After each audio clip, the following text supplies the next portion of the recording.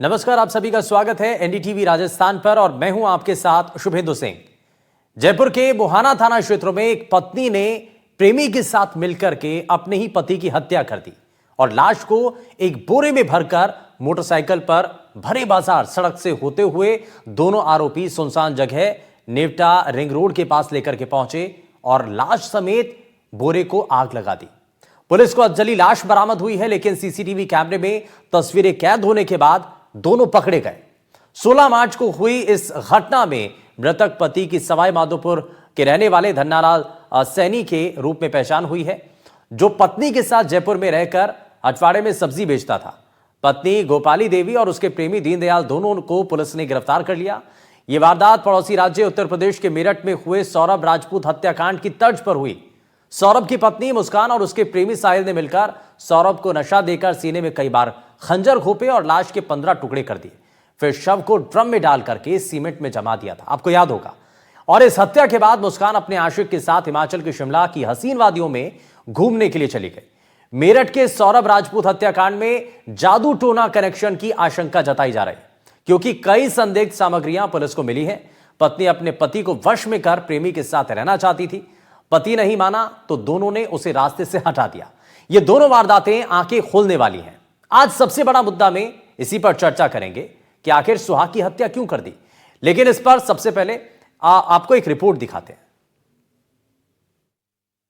तो पूरी वारदात का खुलासा इस प्रकार से हुआ कि मृतक एक शादीशुदा व्यक्ति था, जिसकी पत्नी, जिसका नाम गोपाली देवी है, उसके कुछ विवाहेतर प्रेम संबंध के बारे में मृतक को अंदेशा था और दीनदयाल नामक व्यक्ति से प्रेम प्रसंग होने का अंदेशा होने के कारण मृतक ने इस चीज़ को लेकर के आपत्ति करने का प्रयास किया, जिसमें आवेश में आकर के मृतक की पत्नी गोपाली और जो सह आरोपी है दीनदयाल, उन्होंने एक लोहे की रॉड से मृतक के सिर पर वार किया, जिस कारण से वो बेहोश हो गया और संभवतः मौके पर उसकी मृत्यु हो गई।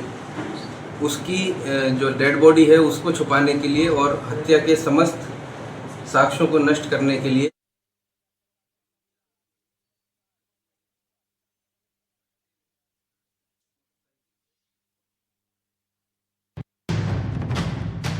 इस कहानी में एक पत्नी है, एक पति है और वो है जिससे एक शादीशुदा महिला प्यार करती है और पति को दरकिनार करती है। पति से पत्नी की बेवफाई तक तो ठीक है, लेकिन अपने आशिक के लिए पत्नी ने पति को जिस तरह से मौत की सजा दी, सुनेंगे तो आपका भी दिल दहल जाएगा। खौफ के मारे आप भी अपनी आंखें बंद कर लेंगे। इस चेहरे को गौर से देखिए। चेहरे पर मुस्कान है, नाम भी मुस्कान है, लेकिन इसके दिमाग में इतना बड़ा शैतान पल रहा था, शायद किसी को नहीं पता। बदतमीज लड़का साहिल उसे नशे करवा रहा है। जी फांसी होनी चाहिए। अब दूसरी तस्वीर देखिए। ये मुस्कान के पति हैं, नाम है सौरभ राजपूत, जो अब इस दुनिया में नहीं रहे। पत्नी मुस्कान के शैतानी फितूर से उनकी जान चली गई। ये वो तीसरी तस्वीर है, नाम साहिल है, जिसके प्यार के जाल में शादीशुदा महिला मुस्कान फंस गई और अपनी जिंदगी तबाह कर ली। इस खौफनाक वारदात का खुलासा तब हुआ जब मुस्कान अपनी मां से मिलने के लिए पहुंची। उसने वारदात के बारे में मां को बताया और फिर मुस्कान की मां ने सब कुछ पुलिस को बता दिया। उसने हमारे सामने आके कन्फेस करा था कि मैंने ऐसे ऐसे कर दिया है सौरभ को। हमने कहा, हम एकदम तुरंत थाने ले गए उसे। सीमेंट डाले जाने की वजह से शव को बाहर निकाल पाना संभव नहीं था। इस वजह से पुलिस ने शव वाले ड्रम को ही पोस्टमार्टम हाउस भेजा। तो आपने कहानी तो सुनी, लेकिन जयपुर के मुहाना थाना क्षेत्र में भी एक पत्नी ने प्रेमी के साथ मिलकर के अपने ही पति की हत्या कर दी और लाश को बोरे में भर करके मोटरसाइकिल से सरे बाजार घूम करके उसमें आग लगा दी। इसकी जरा कहानी आपको दिखाते हैं। जो कभी विश्वास की डोर से बंधे होते थे, आज लालच और बेवफाई की आग में जल रहे हैं। मेरठ के बाद अब जयपुर में एक ऐसी ही खौफनाक वारदात सामने आई है, जहां पत्नी ने प्रेमी के साथ मिलकर पति की बेरहमी से हत्या कर दी। जयपुर के हटवाड़े में सब्जी बेचने का काम करने वाला धन्नालाल सैनी, जो 5 दिन पहले तक अपनी पत्नी और 4 बच्चों के पालन पोषण के लिए दिन रात मेहनत करता था, लेकिन उसे क्या पता था कि जिसके साथ 7 फेरे लिए वही उसके कत्ल की दास्तान लिख रही है। मौके के जो अलामत थे वो कुछ इस तरह से थे कि ऐसा लग रहा था कि किसी ने इस व्यक्ति को, जो मृतक है, उसकी हत्या करके और डेड बॉडी को सबूत मिटाने के लिहाज से जला करके एक कट्टे में डाल के, और काफ़ी हद तक डेड बॉडी जली हुई थी, उसको वहाँ डंप किया हुआ था। ये वारदात इसी महीने की 16 मार्च की है, जहां पुलिस को मुहाना क्षेत्र में नेवटा पुलिया के पास एक जला हुआ शव मिला। शव की पहचान धन्नालाल सैनी के रूप में हुई। जांच में पता चला कि गोपाली देवी 15 साल से दीनदयाल के साथ प्रेम संबंध में थी। कुछ समय पहले पति को उस पर शक हो गया था, इसलिए दोनों ने मिलकर पति को रास्ते से हटाने की योजना बनाई। हत्या की ये वारदात अचानक नहीं बल्कि सोची समझी प्लानिंग का हिस्सा थी। दरअसल गोपाली देवी और उसका पति दीनदयाल पिछले 15 साल से इस अवैध रिश्ते में थे, लेकिन कुछ दिन पहले पति धन्नालाल को इसकी भनक लग गई और उसी समय इन्होंने पति को रास्ते से हटाने की योजना बनाई थी। 15 मार्च की शाम दोनों को ये मौका भी मिल गया। गोपाली देवी ने पति धन्नालाल को बता रखा था कि मैं एक दुकान में काम करती हूँ। धन्नालाल 15 मार्च को शाम करीब 4 बजे सांगानेर में कशीदों वाली गली में पत्नी के प्रेमी दीनदयाल की दुकान श्याम फैशन पर पहुंचा। वहां अपनी पत्नी को देखकर आग बबूला हो गया। दीनदयाल धन्नालाल को धोखे से दुकान के ऊपर दूसरे मकान में लेकर गया, जहां दोनों ने पहले लोहे की पाइप से सिर पर वार किया, फिर रस्सी से गला घोंटकर उसकी हत्या कर डाली। हत्या के बाद दोनों कितने बेखौफ थे, इस बात का अंदाजा इसी से लगाया जा सकता है कि शव को ठिकाने लगाने के लिए दोनों ने उसे एक बोरे में डाला और उसके बाद बाइक पर बैठकर पूरे शहर भर में घूमते रहे। फाइनली ये तय किया गया है कि जंगल में ले जाकर शव को आग के हवाले किया जाए। हत्या के बाद लाश को प्लास्टिक के बोरे में डाला गया और फिर दोनों आरोपी बाइक पर लेकर बाजार के बीच से निकले। पूरी चालाकी से शव को जंगल में ले जाकर आग के हवाले कर दिया गया ताकि पहचान मिटाई जा सके। धन्नालाल की गुमशुदगी की रिपोर्ट के आधार पर पुलिस ने सीसीटीवी फुटेज के जरिए आरोपियों तक पहुंचने में देर नहीं लगाई। दीनदयाल और गोपाली को गिरफ्तार कर लिया गया और दोनों ने अपना जुर्म कबूल लिया। दीनदयाल ने तथा इसकी पत्नी गोपी देवी ने, दोनों ने मिलके इसके सिर पे पाइप मारे, जिससे बेहोश हो गया और बेहोश होने के बाद में इसका गला दबा दिया, जिससे इसकी डेथ हो गई। उसके बाद में बड़े बोरे में इसको डाल के और फिर ये धीरे धीरे घूमते हुए LNT वाले रोड से होते हुए, और जब तक अंधेरा नहीं हुआ फिर अंधेरे में ले जाकर के इन्होंने यहाँ जहाँ पे हमको डेड बॉडी मिली वहाँ इन्होंने डेड बॉडी डाल दी। इस वारदात के बाद पूरा परिवार सदमे में है।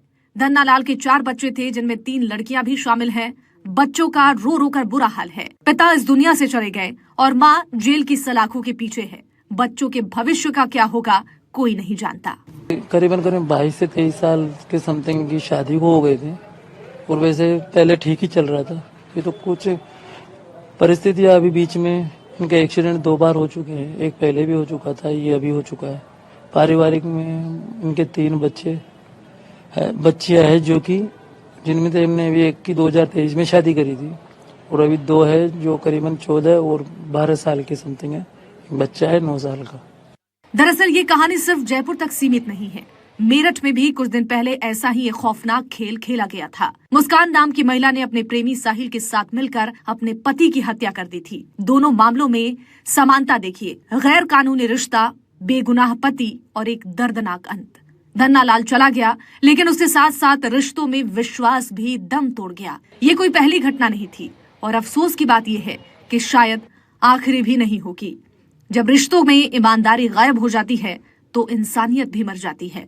NDTV के लिए जयपुर से सुशांत पारिक की रिपोर्ट। तो ऐसे रिश्तों का अंत हमेशा बुरा ही होता है, लेकिन ये बात समझनी कितनी ज्यादा मुश्किल है, ये इसका अंदाजा लगाना ज्यादा मुश्किल नहीं है, लेकिन कितना देरी से लोग समझ पाते हैं जब तक उनको एहसास होता है। और इन्हीं तमाम चीजों को जरा समझते हैं कि ऐसा क्यों हो रहा है, ऐसी प्रवृत्ति क्यों। आप देखिए, मेरठ में जहां हुआ वैसा ही कुछ जयपुर में भी होता है। ऐसी घटनाएं क्यों बढ़ रही हैं? और जब ये पता है कि ऐसी जो चीजें हैं इनका अंत हमेशा खराब ही होता है, बुरा होता है, उसके बावजूद भी इसमें आगे बढ़ना क्यों, इसी को जरा समझते हैं। कुछ खास मेहमान हमारे साथ कार्यक्रम में जुड़ चुके हैं। जरा सबसे पहले आपको मिलवा देते हैं। हमारे साथ पूर्व आरपीएस अधिकारी अनिल कुमार गोटवाल जी कार्यक्रम में जुड़ चुके हैं। सर, बहुत स्वागत है आपका। साइकियाट्रिस्ट डॉक्टर बीएस शेखावत जी हमारे साथ कार्यक्रम में जुड़ चुके हैं। सर, बहुत स्वागत है आपका। हमारे साथ एडवोकेट अमनदीप चौरी जी भी कार्यक्रम में जुड़ चुके हैं। अमनदीप जी, बहुत स्वागत है आपका एनडीटीवी राजस्थान पर। मैं शुरुआत अनिल सर आपसे ही कर रहा हूं। अब ये जिस तरीके की घटनाएं हैं, चाहे मेरठ का मामला ले लीजिए, चाहे जयपुर का मामला ले लीजिए, ऐसी घटनाएं ये बताती हैं और ये सबक हैं समाज के लिए कि अगर आप ऐसा कुछ कर रहे हैं या ऐसा सोच रहे हैं तो उसका अंत हमेशा बुरा होगा।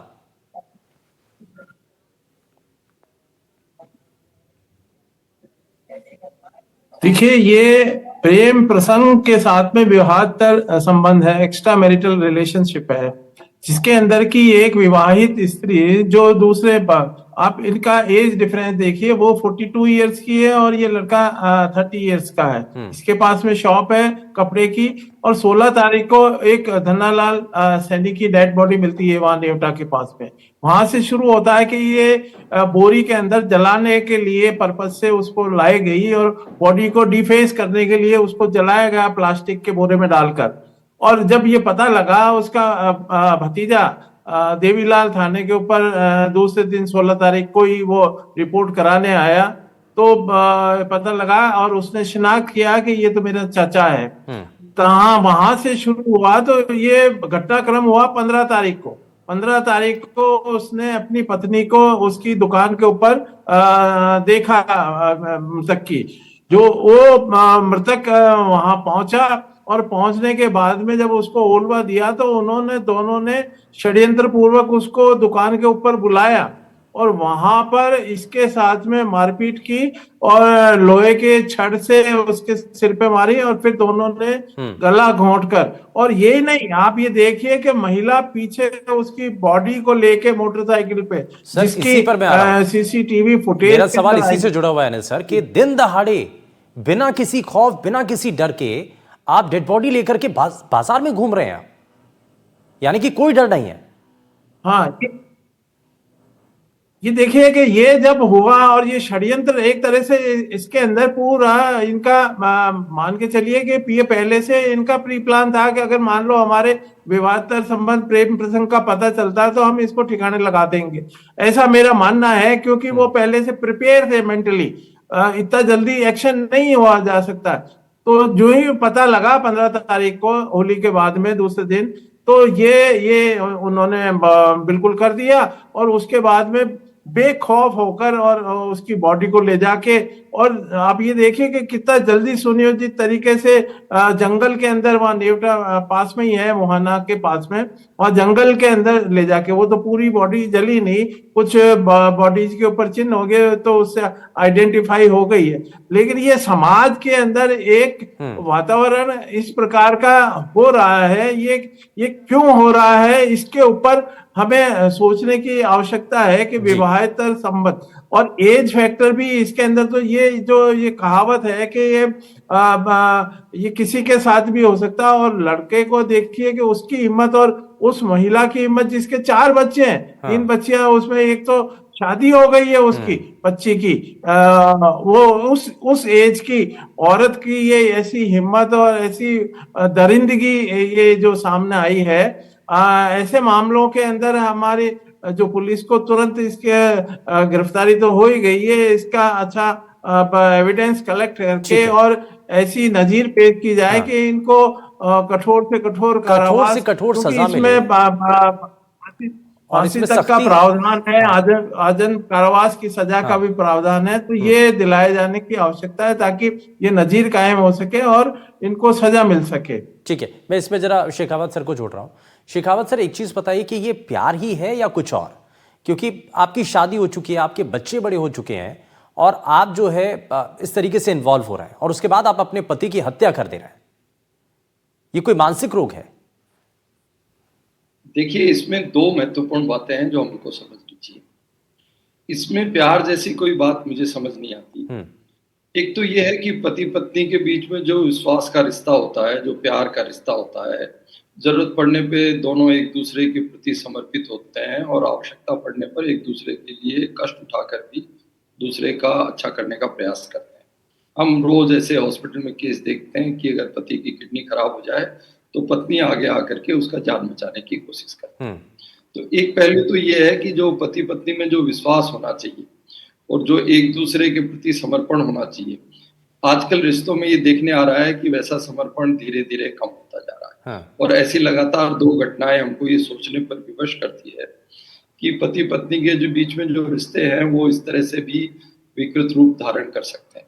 एक तो इसमें बात ये है। ठीक है। दूसरी बात, जहां मैं समझता हूं कि ये कोई आवेश में किया गया मर्डर नहीं लगता है, इसके लिए पहले से सोच समझ के प्लानिंग करके उन्होंने ठंडे दिमाग से ये सोच रखा था कि अगर ऐसी स्थिति आएगी या कभी इस तरह की जरूरत पड़ी तो इसमें आगे उनको क्या कदम उठाना। क्योंकि प्राय आदमी से जो अपराध हो जाता है आवेशवश, तो उसमें उसको पछतावा होता है और कई बार तो वो इसके लिए खुद ही जा करके। अच्छा, एक चीज और भी है शिकावत सर इसमें कि भाई ठीक है, परिवार में अगर दोनों के बीच में अगर मारपीट होती है, पति अपनी पत्नी के साथ मारपीट करता है या कुछ इस तरीके से परेशानियां आती हैं, तो कभी लगता है कि मन मोह जो है भंग हो सकता है ना, मुंह भंग हो सकता है, उससे थोड़ा सा अलग रहने का विचार मन में आ सकता है। लेकिन अगर ऐसा कुछ भी नहीं है और उसके बावजूद आप इस तरीके का कदम उठाएं तो ये तो बड़ा हैरान करने वाला है। हाँ सर, इसमें ऐसा लगता है कि ये पति पत्नी के बीच में विवाद की जगह या डिफरेंसेस की जगह एक तीसरे व्यक्ति की एंट्री है और पत्नी उसके प्यार में या उसके जो भी कहना चाहिए कि उसके साथ के लिए इतना लालायित है कि वो अपने पति को भी रास्ते से हटाने से नहीं चूक रही है।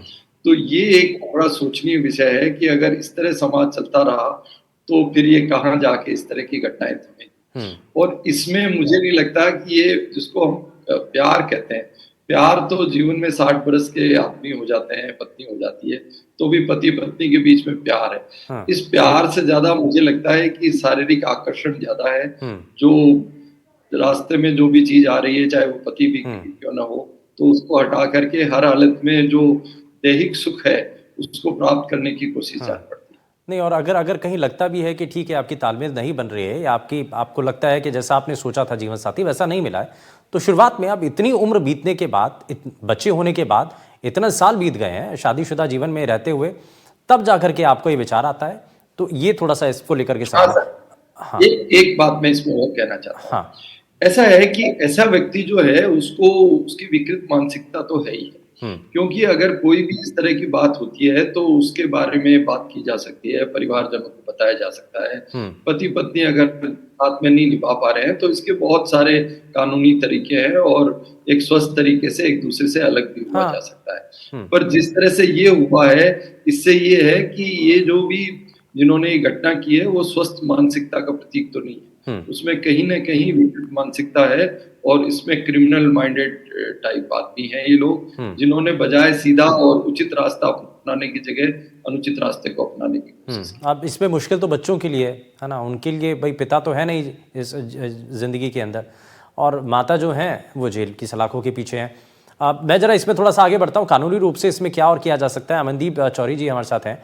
अमनदीप जी, एक चीज़ बताइए, इसमें अगर कभी ऐसा लगता है कि शक हो अपने पार्टनर के ऊपर कि भाई वो किसी संबंध में है, बाहर जो है उनका कोई अफेयर चल रहा है, तो इसको लेकर के या तो पत्नी हो या पति हो, उसके पास कोई ऐसा प्रावधान है, कानूनी रास्ता है जाकर के कुछ शिकायत कर सकते हैं या कुछ ऐसा, इसके लिए कुछ है प्रावधान? देखिए, इसके लिए जो लीगल रेमेडी है कि आप ग्राउंड फॉर डाइवोर्स है, अगर आपके हस्बैंड वाइफ या स्पाउस का कोई एक्स्ट्रा मैरिटल अफेयर चल रहा है तो इट ग्राउंड फॉर डाइवोर्स, आप डाइवोर्स का केस फाइल करके और डाइवोर्स की डिक्री ले सकते हैं। लीगल जो है इसके लिए ये है।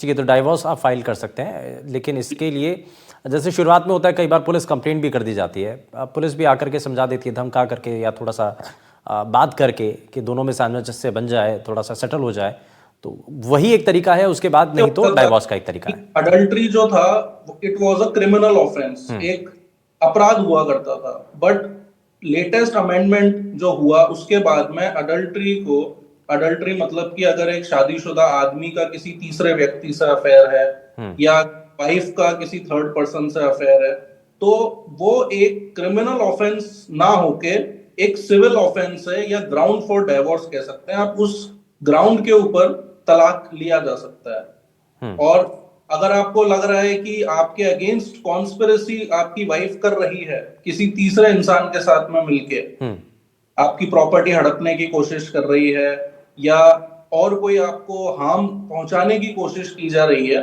तो आप उसमें फिर पुलिस कंप्लेंट का सहारा ले सकते हैं। ठीक है, लेकिन उसके लिए आपके पास एविडेंस होना चाहिए। जी बिल्कुल। ठीक है, तो हाँ, अगर आपकी जान को भी खतरा है, अगर आपकी वाइफ है वो बहुत वायलेंट किस्म की आपको लगता है कि है और ये आपको हार्म पहुंचा सकती है किसी तीसरे इंसान के साथ में मिलके, तो आप डेफिनेटली पुलिस से सहायता की मांग कर सकते हैं। ठीक है, अच्छा, इसमें मैं शेखावत सर को वापस से जोड़ रहा हूँ। शेखावत सर, एक चीज बताइए कि हम कब ये समझें कि भाई पार्टनर अगर थोड़ा सा इंडिकेशन है, हाथ उठा रहा है, मारपीट हो रही है, या कैसे समझें कि अगर वो बहुत ज्यादा वायलेंट हो सकता है, आक्रामक हो सकता है, इस तरीके के कदम उठा सकता है?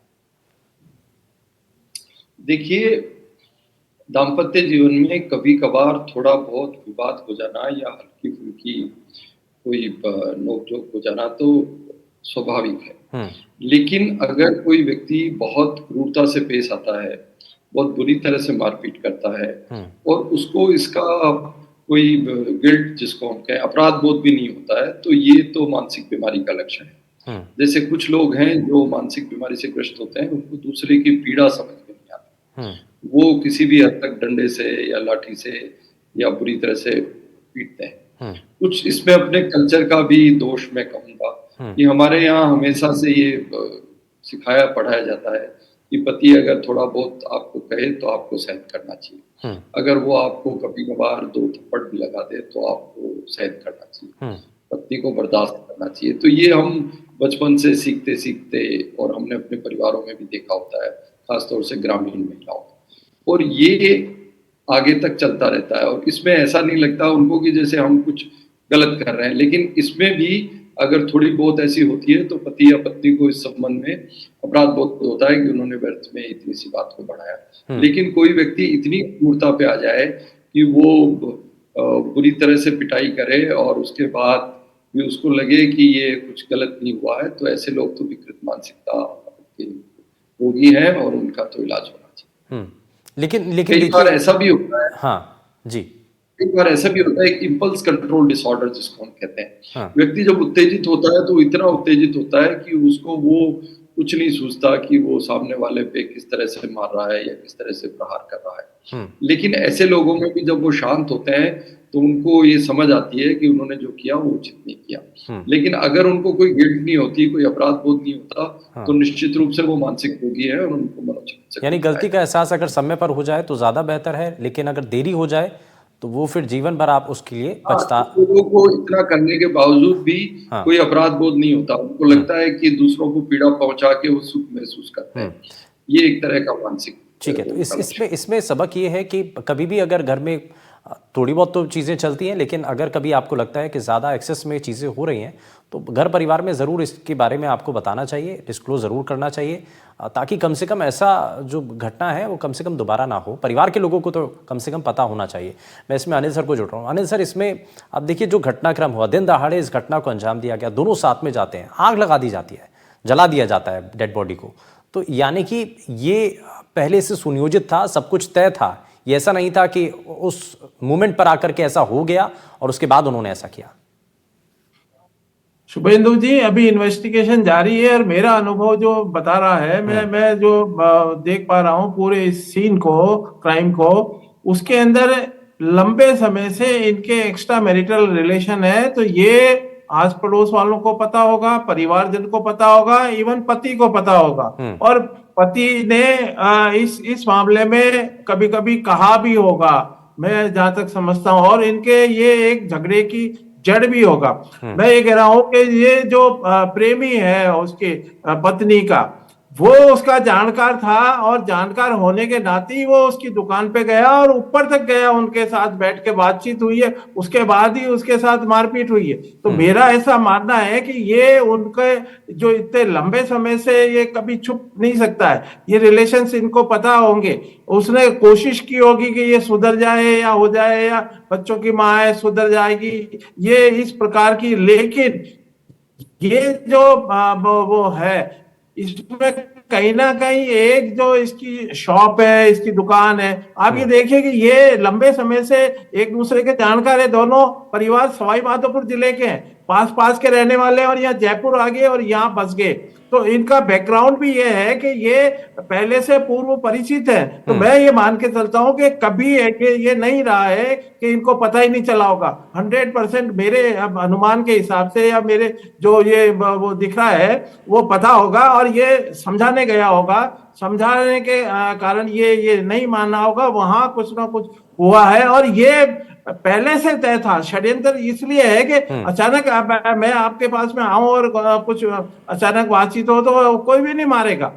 लेकिन ये वहां गया है, वहां इसके साथ पिटाई हुई है, ये कॉन्फिडेंस में आया कि ये कुछ भी नहीं कर पाएंगे, और ये इनका षड्यंत्र पूरा था कि हम इसको आज निपटा देते हैं। तभी इन्होंने निपटाया। निपटाने के बाद भी उसको प्लास्टिक के उसमें भरा है, प्लास्टिक को जलाने के हिसाब से उसके बोरे में भरा है, उसके बाद मोटरसाइकिल पे बिठाया। और आप लेडी की हिम्मत देखिए, लेडी की हिम्मत इतनी के सरे बाजार के अंदर उसकी बॉडी को मोटरसाइकिल पे पीछे लेके बैठ गई है और वहां तक गई है साथ में। तो ये मान के चलता हूं कि इनका पूरा प्लानिंग, प्री प्लान करके ये आया है। था, लेकिन इस घटना से, इन घटनाओं से हमें सबक जरूर मिलता है। और सबक ये है कि इस तरीके की अगर काम हो रहे हैं, या ऐसा कहीं आपको लगता है कि ऐसा अगर करते हैं तो उसका अंत हमेशा बुरा ही होता है, इस बात को आपको सोचना ज़रूर होगा। और कभी भी घर में अगर किसी भी तरीके से ऐसी परिस्थितियां बनती हैं तो उसको लेकर के परिवार के दूसरों लोगों को ज़रूर बताना चाहिए, ताकि ऐसे हालात जो हैं वो ज़्यादा ख़राब ना हो जाएं। खैर, बहुत शुक्रिया हमारे साथ जुड़े सभी खास मेहमानों का, कार्यक्रम में शामिल होने के लिए, अपना समय देने के लिए। लेकिन ऐसी हत्याओं पर कानूनी प्रावधान और उससे जुड़ी जो महत्वपूर्ण जानकारियाँ हैं वो सब हमने आपके साथ साझा की है। यार रुकने एक छोटे से ब्रेक के लिए, आप कहीं मत जाएगा, बने रहिए NDTV राजस्थान के साथ। नमस्कार।